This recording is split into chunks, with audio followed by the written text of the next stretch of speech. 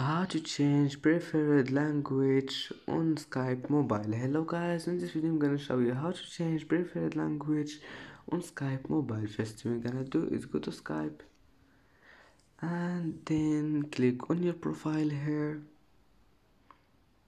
and now click settings,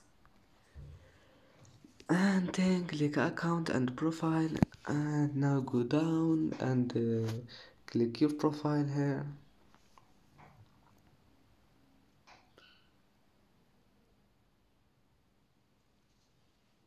And now just go down and you will find this one here, preferred language. Click here and select any language you want, and then just click save changes, and it will be done. And that's it for today's video. If you like this video, please don't forget like and subscribe, and see you in the next video.